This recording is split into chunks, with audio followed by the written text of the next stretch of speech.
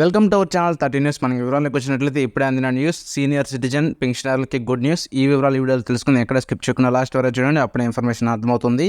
మన వివరాలకు వచ్చినట్లయితే ఓటర్ల జాబితాలోని ఓటర్ల పేరుతో అక్షర దోషాలు ఉన్నాయని కారణంగా ఓటును నిరాకరించవద్దని పేర్కొనింది. ఓటర్ల ఐడి కార్డు ఆధారంగా ఓటు వేయడానికి అనుమతించాలని తెలిపింది. ఓటర్లకు జాబితాలోని ఫోటోకు సంబంధం లేని భావిస్తే ఈసీ గుర్తించిన ఏదో ఒక ఫోటోను ఐడి కార్డును చూపించినట్లయితే ఓటు వేయడానికి అనుమతించాలని ఎన్నికల సంఘం స్పష్టం చేసింది. ప్రభుత్వ ఉద్యోగులకు ఈసారి పోస్టల్ బ్యాలెట్ ద్వారా అయితే ఓటు వేసే హక్కును కల్పించారు. ఎన్నికల సంఘం ఈసీ గురువారం ఖండించింది. ఇటువంటి తప్పుడు వార్తలు నమ్మొద్దని తెలిపింది.